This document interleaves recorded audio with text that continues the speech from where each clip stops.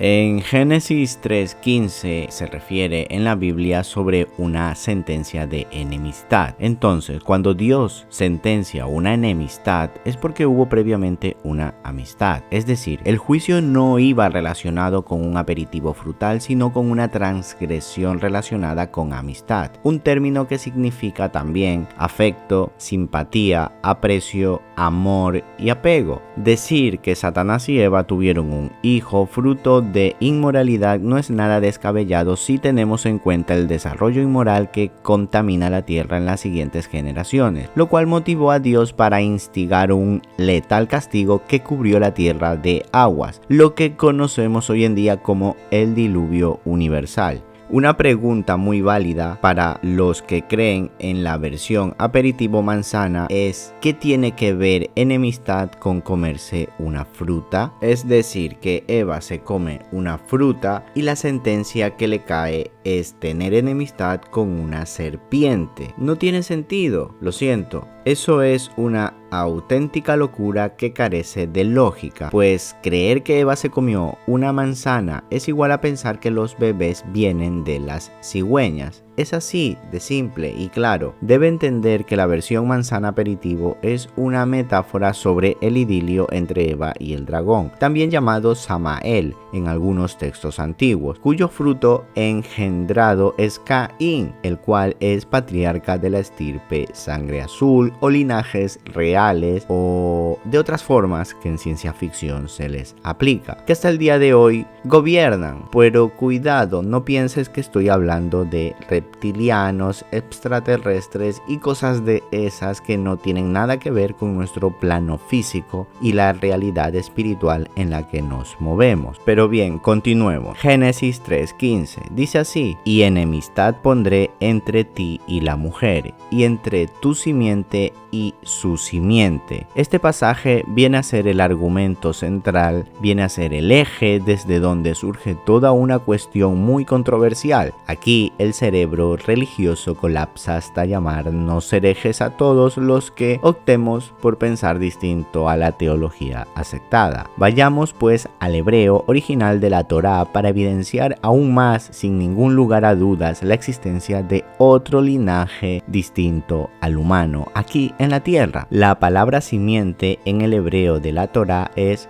zera. Puedes comprobarlo. En alguna concordancia Strong lo tendrás. En este caso es el Strong 2233. Zera, que significa lo siguiente: simiente, generación, linaje, semilla, semen, descendencia, hijo. Esto es muy contundente. Acá no hay lugar a muchas interpretaciones, pero la mente maestra que dirige las religiones, que coloca a dedo a los líderes de las distintas religiones, realizó una excelente teología simplista básica, ocultando los puntos importantes sobre la Biblia y también excluyendo del canon bíblico al libro de Enoc, un texto que aclara muchos misterios. Curiosamente, nuestros amigos de Etiopía sí lo contienen en su canon, y en cualquier Biblia etíope puedes encontrar el libro de Enoc. Además que entre los papiros de Qumran también apareció este espectacular libro. Bien, las semillas, amigos, son las encargadas de codificar a las especies. Una pera, por ejemplo, siempre será una pera. Un tomate siempre será un tomate. Si tienes una canasta con 10 peras, podríamos hacer un ordenamiento de edad según su momento de caída del árbol, según su cosecha, algo así como un árbol genealógico de peras. Sin embargo, todas en la canasta pertenecerán a la misma especie. Digo esto debido a que mucha gente se confunde a la hora de establecer la diferencia entre simiente y genealogía. Simiente es un término que procede del latín sementis y que, de acuerdo al diccionario de la RAE, tiene dos grandes acepciones. El concepto puede hacer referencia a una semilla o al semen. Eso es lo que significa simiente. En cambio, genealogía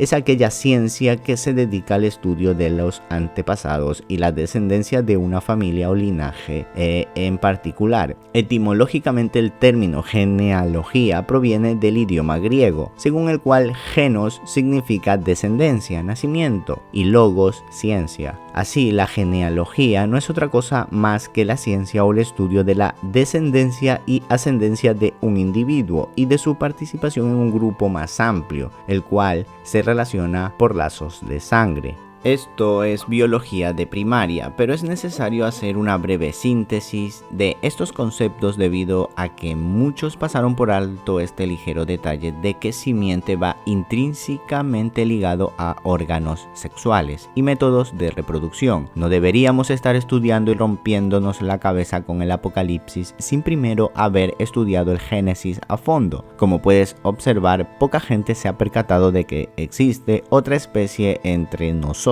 y el Mesías en la parábola del trigo y la cizaña lo explica a las mil maravillas, cuando manifiesta que vino un enemigo y sembró cizaña entre el trigo. ¿Sembrar qué? ¿A qué se está refiriendo aquí esta parábola? ¿Sembrar qué y en dónde? Es obvia la respuesta: necesitas tierra y semilla, lo que es lo mismo que óvulo y espermatozoide, y esto es vía sexual o fecundación in vitro, por eso la alegoría de semilla y de tierra. Así que no necesitamos largos y tediosos seminarios ni técnicas de hermenéutica modernas para resolver los misterios de la Biblia. Más bien deberíamos atender a la sencillez del orden natural para comprender de manera armónica los relatos bíblicos y contemplar las maravillas de la naturaleza. Solo es una de las tantas maneras de hablar con Dios. Siento que allá arriba, desde las más altas esferas donde se diseñan las creencias y las modas, no quieren que sepamos la verdad. Tal vez sea porque los encargados de controlar las religiones pertenecen también a la otra especie y no quieren que nos enteremos. Por eso me cerraron el canal.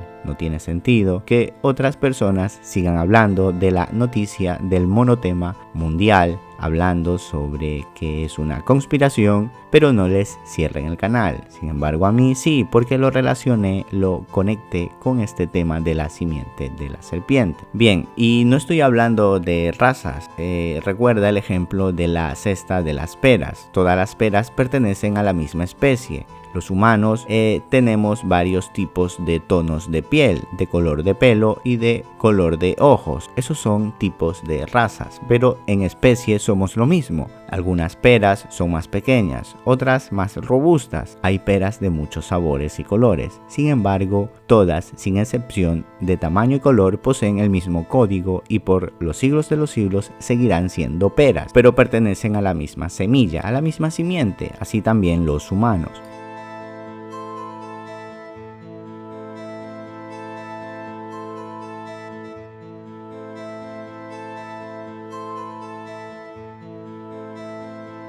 Existe una torpe creencia universal sobre la simiente de la serpiente, que cuando los teólogos revisan este pasaje sobre la enemistad, dicen que todo se trata sobre que la serpiente tiene una descendencia espiritual aquí en la tierra. ¿Pero es bíblico eso? Pues no, claro que no es bíblico bajo ningún parámetro, porque, a ver, ¿qué parte no hemos entendido? No tiene ningún sentido decir que un ser físico pueda engendrar un ser espiritual, porque la Biblia dice así, todo Génesis. Luego dijo Dios, produzca la tierra seres vivientes según su género, bestias y serpientes y animales de la tierra según su especie, y fue así. Pero como pueden comprobar, Sera en hebreo significa simiente, y simiente significa linaje. Esto se refiere a seres vivientes u organismos biológicos. No es bíblico el pensar que una serpiente pudiera tener una especie o descendencia espiritual cuando ella es física y su interacción es física, igual que el Mesías de Nazaret también es físico,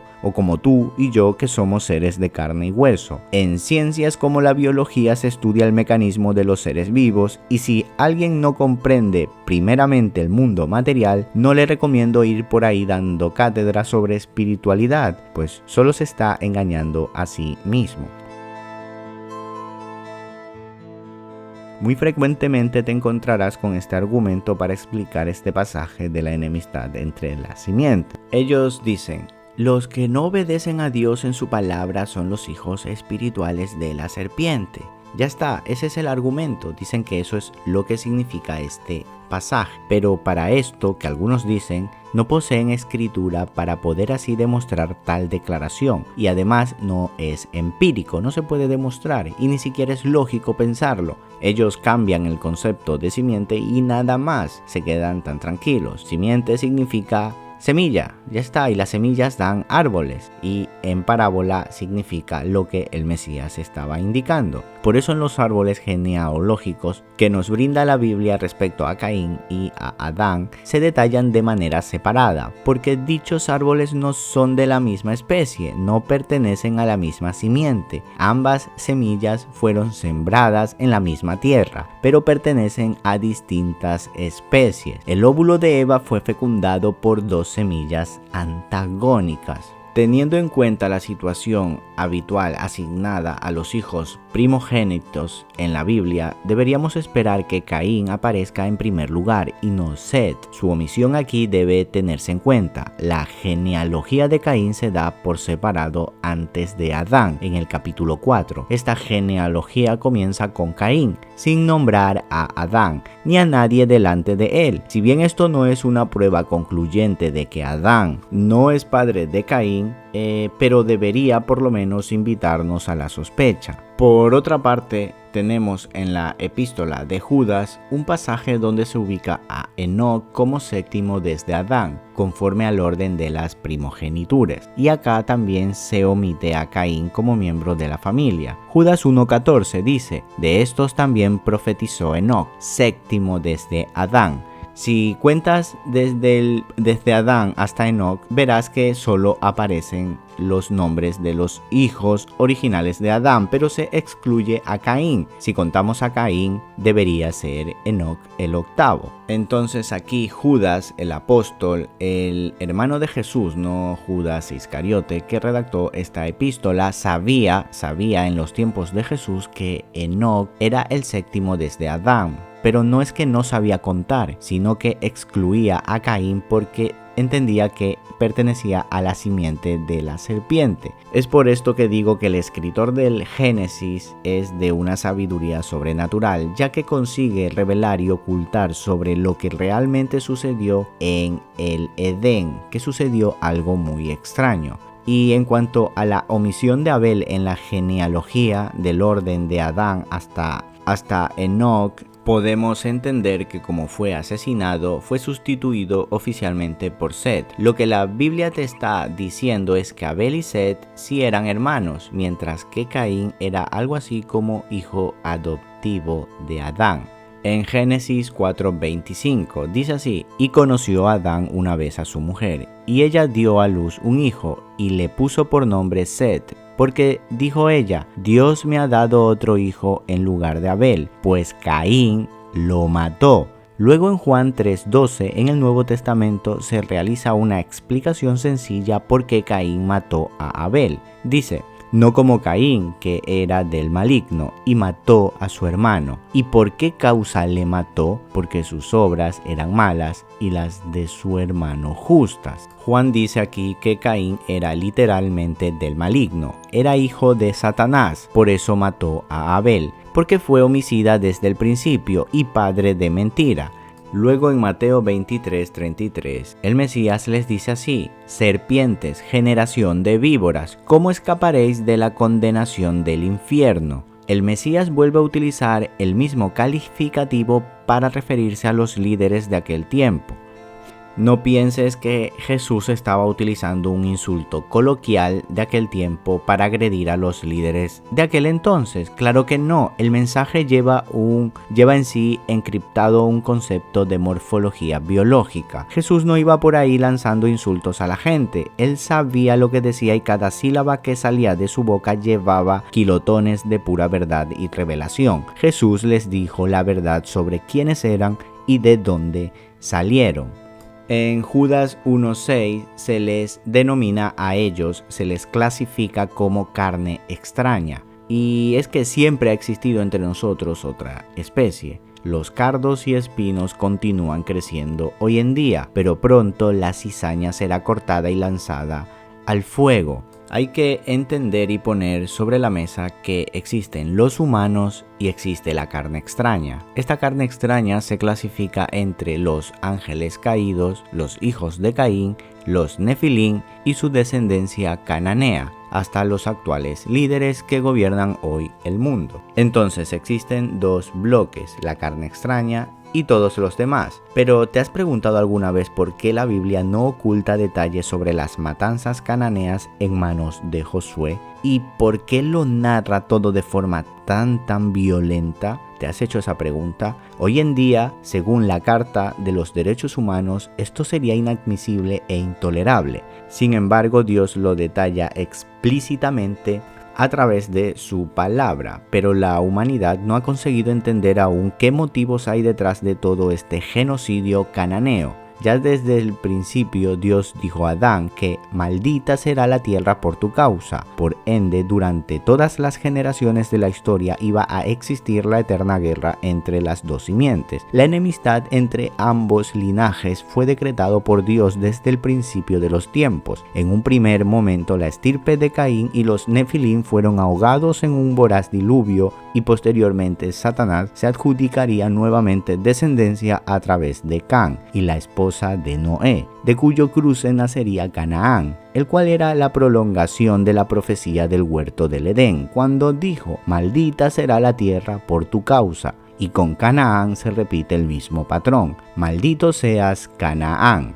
Pero la maldición de Canaán se estudiará a fondo en otro episodio, porque requiere de muchos factores que están sobre la mesa y que debemos analizar con mucho cuidado y cautela para entenderlo bien. Ahora sigamos con el Mesías, el Nuevo Testamento, cuando utiliza la parábola del trigo y la cizaña para explicar el enigma del huerto del Edén. Y sería suficiente este capítulo para avalar la existencia de dos simientes físicas sobre la tierra, pero se cumple lo dicho por el profeta Isaías, cuando dijo: de oído oiréis y no entenderéis. Además, tremendas palabras mencionó el Mesías como preludio de la parábola del trigo y la cizaña, cuando dijo: declararé cosas escondidas desde la fundación del mundo. El que tiene oídos para oír, oiga. Y en Mateo 13 comienza esta declaración, esta increíble narrativa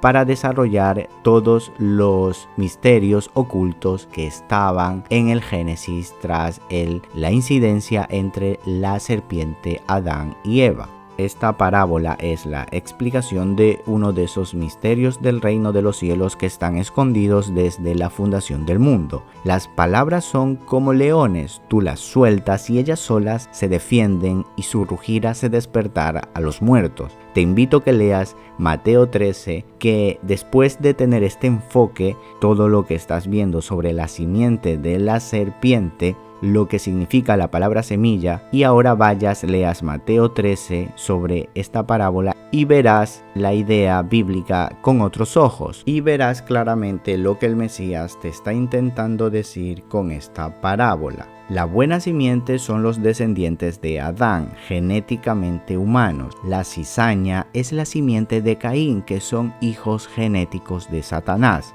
Y el enemigo que engendró la cizaña es la misma serpiente de Génesis 3:15. Los hijos de Adán son el trigo, los cuales heredarán entonces el reino de los cielos, después de que la cizaña, los hijos de Caín, sean cegados, sean echados al fuego. La alusión constante de árboles, semillas, frutos en la Biblia es una connotación sobre personas, simientes, identidad. Así, árboles, semilla, fruto, personas, simiente, identidad. Decir que un árbol malo no puede dar frutos buenos es similar a decir que un descendiente de Caín no hace el bien. Pero un descendiente de Adán fue creado para hacer el bien, porque Dios vio que su creación toda fue buena en gran manera. Sin embargo, hubo un incidente que degeneró aquello que fue bueno y causó un desastre momentáneo, que está próximo a concluir y a ser solucionado.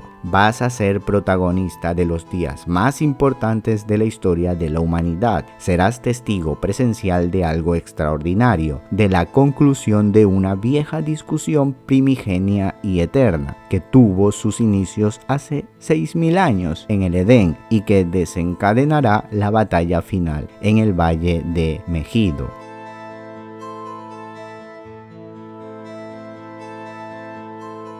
Judas 1:22 dice: a algunos que dudan convencedlos, a otros salvad, arrebatándolos del fuego, y de otros tened misericordia con temor, aborreciendo aún la ropa contaminada por su carne. No es nuestra labor arrancar y quemar la cizaña, ni tampoco estoy diciendo que ahora es necesario realizarse pruebas de sangre para determinar nuestra simiente, ya que por sus frutos los conoceréis. Al trigo que esté dudando debemos ayudar a entender, porque aunque todos somos descendientes de Adán y Eva, por ende hijos de la simiente buena, existen muchos hijos en desobediencia, que llevados por vientos de extrañas doctrinas, continúan dividiendo a la humanidad, trabajando inconscientemente para la hermandad de Babilonia, quienes emanan maldad pura y a los que debemos apartar de nosotros, pues son carne contaminada o carne extraña. Es un hecho que los actuales presidentes de los países subdesarrollados son testaferros del verdadero poder que gobierna detrás del escenario.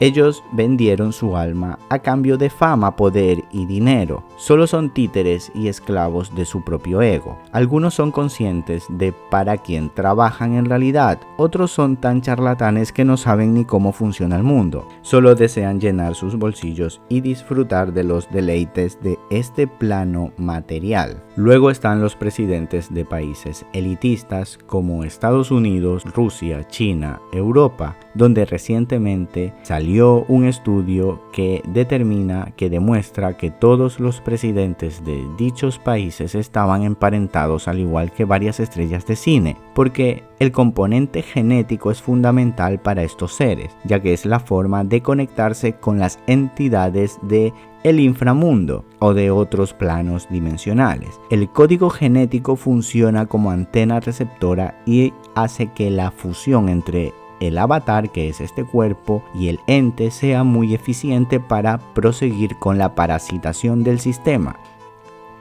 Sin embargo, el verdadero nido de serpientes comienza por las casas reales europeas, por los emperadores de Oriente y los jeques árabes, todas esas dinastías de Oriente que actualmente gobiernan.